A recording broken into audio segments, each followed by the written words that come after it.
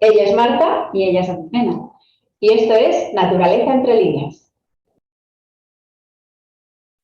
Bueno, antes de presentar a nuestra invitada de hoy, Marta, ¿qué te parece si le cuentas un poco a la gente qué es esto de Naturaleza entre líneas? Y bueno, ¿dónde estamos? Pues sí, me parece buena idea. Esto, Naturaleza entre Niñas, es una iniciativa del Museo Nacional de Ciencias Naturales y bueno, pues lo que pretendemos en este espacio es hablar de libros y de naturaleza. Un poco reivindicar la unión que existe entre la literatura y la ciencia, las ciencias naturales, bueno, pues a través de entrevistas con escritores, con ilustradores, traductores y otros agentes del mundo del libro. Y bueno, pues hoy estamos muy contentos porque tenemos una invitada muy especial. Sí, hoy tenemos el gusto de charlar con Carlota Wurth sobre Sola, su primera novela que tenemos aquí. ¿Vamos a mostrarla? Bueno, bienvenida, Carlota. Hola, ¿qué tal? Encantada de estar aquí. Bueno, pues Carlota la verdad es que tiene un currículum impresionante. Es licenciada en Traducción e Interpretación, Humanidades, Empresariales, Estudios de Asia Oriental y Comunicación Audiovisual, si no me dejo nada. Sí. Ha trabajado como productora teatral durante muchos años y ahora se dedica a la traducción y a la escritura. Y bueno, pues como decía Azucena, Sola es su primera novela, pero ya ha publicado anteriormente un libro de relatos que se llama Cabalgar toda la noche, si me equivoco en algo, corrígeme, y que también ha sido un libro que ha tenido mucho éxito y pues ha recibido premios. Bueno, así que estamos impresionadas, la verdad. Sí, a mí me impresiona que tú te acuerdes de todos estos datos también. Pues nada, nos gustaría empezar que nos contaras un poco, sin destripar mucho, obviamente, qué van a encontrar los lectores y las lectoras en esta novela, en Sola. Sí, a veces cuando hablamos de las novelas, siempre tendemos a hablar del argumento, ¿no? Esta novela va de X, ¿no? Y yo creo que al final los argumentos tienen bastante poca importancia. Yo creo que es más interesante cómo nos cuentan algo, ¿no? O desde qué sitio, que no lo que está ocurriendo. Por lo tanto, cuando hablo de la novela, no me gusta hablar de esto va de tal, porque si digo, no, va de una mujer que está en un matrimonio así un poco a la deriva, ¿no? Y de golpe la han echado del trabajo y se pone a escribir, digamos, a mí me cuentan eso y yo no me leo la novela porque no me parece nada interesante. Entonces, ¿qué tiene de bueno la novela o qué tiene de interesante, ¿no? Supongo que lo mejor que tiene es la voz, ¿no? Es una voz, es una novela en primera persona de una mujer que podríamos decir que su mundo tiembla, ¿no? Y está todo que está en movimiento y es un poco ella cómo se enfrenta a eso. Entonces nos lo va contando desde una especie de diario mental, podríamos decir, que es una cuenta atrás, ¿no? Entonces el libro empieza con la frase 185 días antes y es ese recorrido, en esos 6 meses durante los cuales la vamos a acompañar en esa travesía un poco incierta. Entonces lo que me suelen decir, ¿no? Que es lo mejor de la novela, es la voz, ¿no? Es la voz que te arrastra mucho, que te mete mucho dentro y que te remueve mucho, ¿no? A veces me dicen que cuando la gente llega al final del libro se quedan un poco como si les hubieran dado una bofetada. Y eso a mí me parece maravilloso, ¿no? Que te quedes un poco aturdido, ¿no? Porque si te aturdes, que algo ha pasado ahí. Sí. Sí, totalmente. Yo creo que va subiendo de intensidad y al final es como, no sé, no te esperas, no te lo esperas y a mí me impresionó mucho, la verdad. Sí, sí.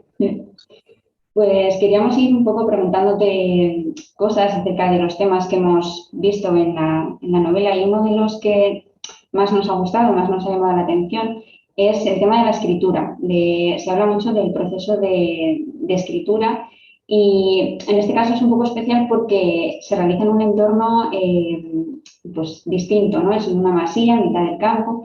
Entonces, a nosotras nos surgía la duda de, bueno, pues cómo influye el hecho de escribir en la naturaleza. ¿Hay alguna diferencia entre escribir en tu casa, en un entorno urbano, a escribir en un lugar así, en medio de la naturaleza? Claro, yo vivo en el bosque, entonces, bueno, ahora vivo medio a caballo entre la ciudad y el bosque, pero cuando estaba escribiendo solas vivía en el bosque. Entonces, más que te afecte el hecho de estar escribiendo en medio de la naturaleza, es que todo lo que escribes se alimenta de tu vida. No es que escribas sobre tu vida, pero un día sales y ves algo, mira, esto lo voy a meter en la novela, este detallito. Claro, si estás en el campo, el tipo de detalle o de cosa que ocurre a tu alrededor y que vas a meter en la novela, pues tiene más que ver con el entorno natural, ¿no? Si estás en la ciudad, pues entonces te contaminas de la ciudad, ¿no? Digamos, te contaminas de tu entorno, sea cual sea. Yo creo que está un poco mitificada esta especie de relación de, no, yo voy a escribir y me voy a un sitio silencioso para que nadie me interrumpa, voy a estar solo, ¿no? Un poco es lo que mi protagonista, un poco estúpida, también cree, ¿no? No voy a ir ahí, voy a escribir porque voy a estar sola. Pues eso es mentira, ¿no? Al final, cuando yo escribo, yo necesito estar estimulada. No puedo estar yo sola encerrada 6 meses sin ver a nadie, porque eso no es bueno para escribir, ¿no? Entonces hay esta especie de mitificación del escritor solitario que creo que no es bueno, porque cuando tú estás estimulado y ves cosas en el mundo, eso hace que tus engranajes mentales se muevan, ¿no? Y enriquece la novela y la escritura, creo. Sí. Otro tema principal es la soledad, ¿no? La protagonista parece que se siente mucho más sola en la ciudad que estando en la masía, ¿no? ¿Cómo es posible que nos sintamos más solos y solas rodeadas de mucha gente? Y por otro lado, ¿crees que la soledad pues despierta nuestros peores miedos? Yo creo que nos sentimos más solos a veces cuando estamos en la ciudad, porque en la ciudad todo está lleno de gente y está lleno de gente que habla, que la ves acompañada. Cuando tú estás en un sitio que no hay nadie, no hay nada que te esté recordando constantemente que tú no estás acompañado como todos los demás o que hay gente ahí a tu alrededor y que tú no llegas a ellos. Cuando tú estás solo es la situación y por lo tanto te hace mejor, supongo. Y luego lo de la soledad, claro, siempre cuando hablo de libros siempre me preguntan por la soledad. Porque claro, se llama Sola y es uno de los temas que están ahí, ¿no? Pero para mí el tema es otro, ¿no? Digamos, es otro que no se puede decir porque ¿no? Llega al final. Y yo siempre hablo que es un libro que habla más de lo que te hace la soledad, ¿no? De lo que te hace por dentro la soledad, que no de la soledad en sí. Aparte, cuando hablamos de soledad, a todos nos viene esta especie de sensación de tristeza. Uy, un libro solo de la soledad, será lacrimógeno, ¿no? Y creo que, bueno, que es importante decir que no, porque es un libro que creo que es más rabioso lacrimógeno, ¿no? Que creo que tiene mucha rabia y mucha impotencia y mucha violencia, no violencia física, ¿no? Pero violencia psicológica de alguna manera, ¿no? Y eso también es la soledad, ¿no? La soledad también es una impotencia de que cuando estás ahí no sabes cómo salir de eso, ¿no? Ahora no sé si he respondido a tu pregunta en la segunda parte porque de golpe se me ha olvidado. No, lo de los miedos, decía que si la soledad nos despierta nuestros peores miedos, ¿no? Bueno, claro, la soledad al final hace que te obliga a hablar contigo mismo. Cuando tú estás rodeado de gente, siempre tienes a alguien ahí que cuando tú te metes en un bucle mental te dice, ¡ops! ¿No? ¡Alto! ¡Para! ¿No? Otra cosa, ¿no? Tienes gente que te rescata. Cuando tú estás solo, no puedes evitar hablar contigo y entrar en bucles y no puedes evitar escucharte, que puede ser bueno y puede ser malo, ¿no? A veces nos escuchamos demasiado también. Entonces, sí, más que sacar nuestros miedos, es que nos saca a nosotros mismos, ¿no? Lo que llevamos dentro. No hay nada fuera para detenerlo. Sí, totalmente de acuerdo. Además es que es una sensación, no sé, que leyendo la novela yo creo que todos podemos reconocer esa sensación de que te surge cuando estás en soledad, el escucharte y al final, bueno, pues depende de cómo tengas también tu cabeza y tus cosas, pues escuchas cosas más agradables, ¿no? Sí, pero podemos aprender de nosotros mismos leyendo este libro. Sí. Y bueno, a nosotros nos ha pasado y lo hemos comentado. Sí, sí. Pues la siguiente pregunta que te queríamos hacer tiene que ver con un animal muy especial, porque claro, el libro al estar un poco situado en un espacio natural, pues se mencionan muchas plantas, muchos animales, pero es verdad que hay uno que tiene un protagonismo más importante, que es, bueno, ya lo hemos visto antes, nuestra zorrita. Y queríamos preguntarte por qué una zorra, porque es verdad que los zorros aparecen recurrentemente en la literatura y son animales con mucho simbolismo, pero queríamos un poco, si a lo mejor sin desvelar mucho, ¿por qué? Sí, me gustó la idea de tener algún animal como símbolo, porque creo que dentro de la novela uno de los temas importantes también es la animalidad, el hecho de que nosotros somos animales y tenemos un animal dentro, ¿no? Somos animales con dientes y con jerseys, y con mascarillas, ¿no? Pero somos animales y a veces nos cuesta mucho reconocer que la respuesta que tenemos emocional o física es animal, porque es algo que va contra la razón y algo que nos da miedo, ¿no? Ser animales, pero está ahí, ¿no? Y de alguna vez es una novela sobre el animal que me tiene dentro, ¿no? También, y ahí que me gustara que hubiera un símbolo que apareciera. ¿Por qué una zorra? Que claro, le llamo raposa porque cuando tradujimos el libro del catalán, claro, lo de zorra me parecía que ¿no? tenía unas connotaciones que no eran buenas, entonces añadí un párrafo para justificar que la llamáramos raposa, ya que es una hembra. ¿Por qué? Porque me parece que es un animal que encarna un poco las dos caras de la naturaleza. Por un lado es como la amenaza, ¿no? Es un animal que si tienes gallinas se te las va a comer, ¿no? Está como al acecho, que está vigilando, pero a la vez es un animal pequeño, un poco indefenso, que cuando te la encuentras por los caminos, porque a veces aquí donde vivo hay zorros, ¿no? Se detiene, ¿no? Te desafía un poco, tiene un punto desafiante, pero si te acercas enseguida se va porque tiene miedo, ¿no? Entonces es como esta doble vertiente, ¿no? De soy una amenaza, pero a la vez tengo miedo, ¿no? Y creo que mi protagonista es un poco eso, ¿no?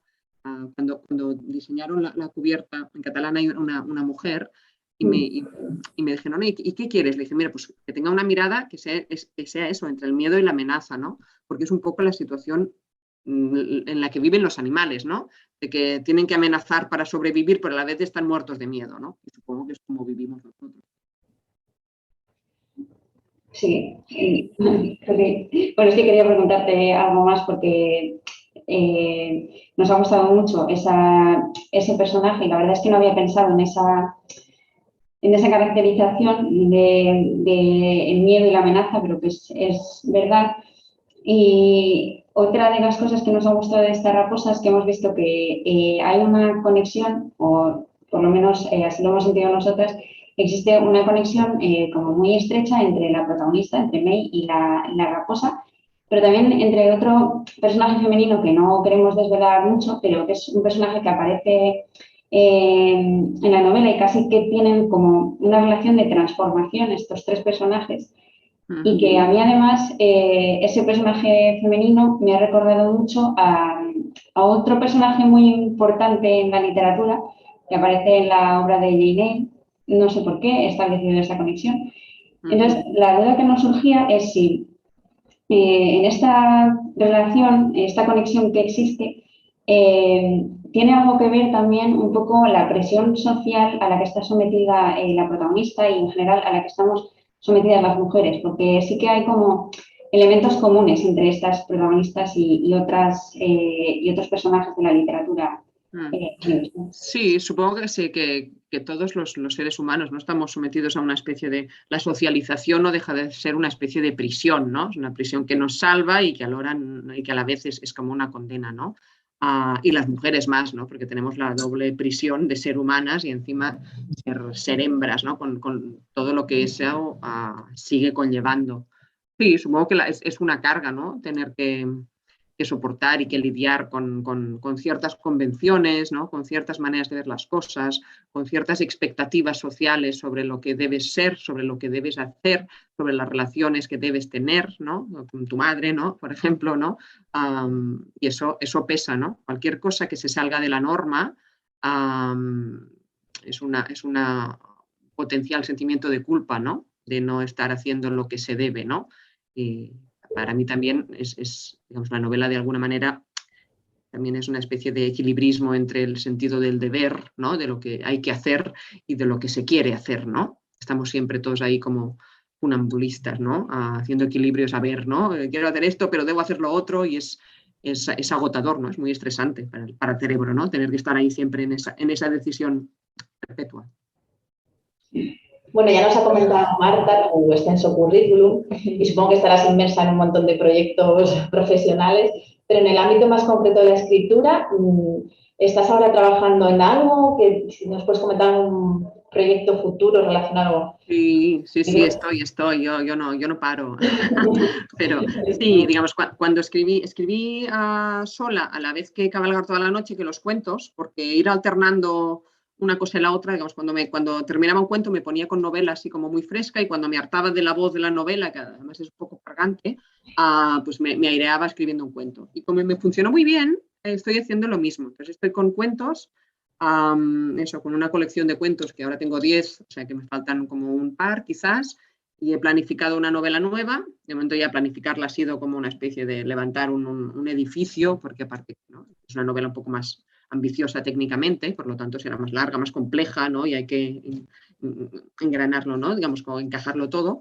Y eso, estoy con las dos cosas. Entonces, no sé, no tengo fechas de publicación porque no quiero tener fechas hasta que no lo termine, no quiero cerrarlo. Luego si te obligas, no, voy a publicar tan, pero si no lo tengo escrito, ¿cómo me voy a comprometer, no? Y si luego lo termino y es horrible y no me gusta, ¿no? Tendré que...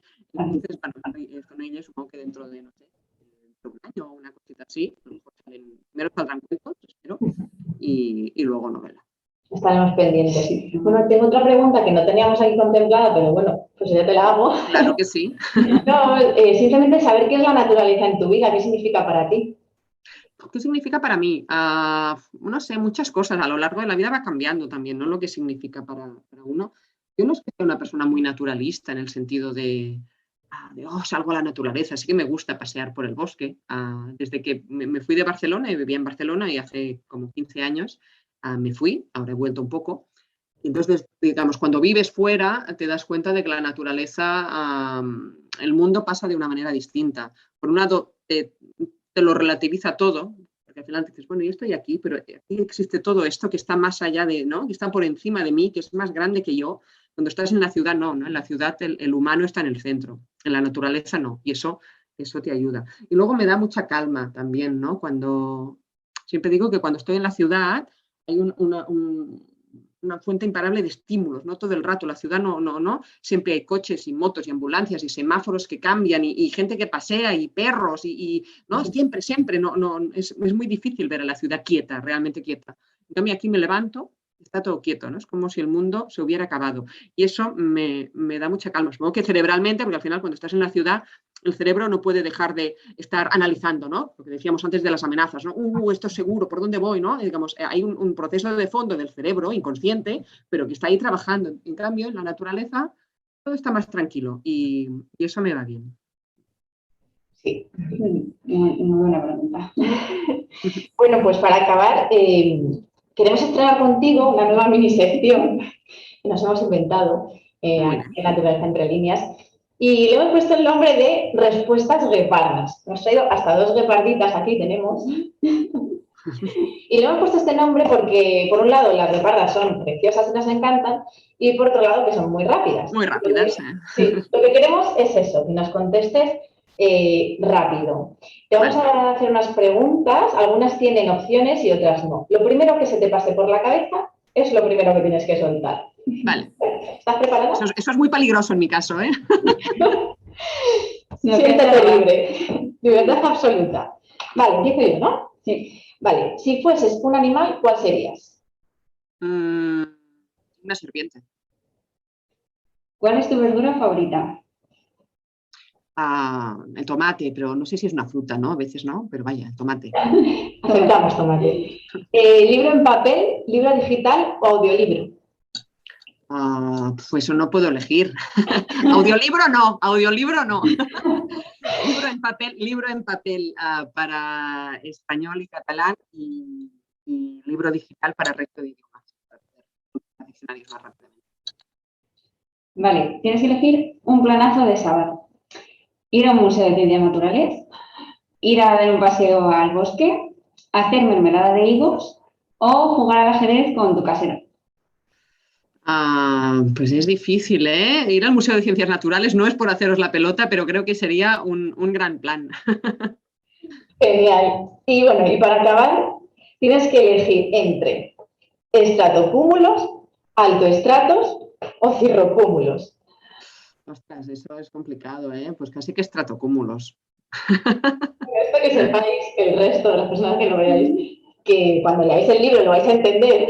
Y aparte, bueno, los meteorólogos y meteorólogas supongo que también. Sí, bueno, yo siempre tengo el terror, que a lo mejor un meteorólogo lo lee y me dice que está mal. Seguro que hay algo de las nubes que está mal, porque, bueno, me documenté un poco, pero no he tenido ningún especialista que lo mire. Estoy esperando el látigo de un meteorólogo. Bueno, pues nada. Tengo que decir que a ti te sorprende que yo me acuerde del currículum de Carlota, pero a mí me sorprende que ya hayas sido capaz de decir esas palabras. Había otros peores, he elegido algunas. Palabrotas son. Porque los científicos es palabrotos todo. Bueno, pues nada, Carlota, hemos llegado al final de la entrevista. Muchísimas gracias de verdad por atendernos y gracias por este libro que de verdad os lo recomendamos, que os va a enganchar desde la primera línea y que bueno, que no os va a dejar indiferentes. Bueno, Y muchas gracias a vosotros por tenerme en cuenta. Nos ha gustado mucho el libro, por eso estás aquí. Así que nada, gracias y nos vemos en la próxima entrevista. Vale, venga, adiós.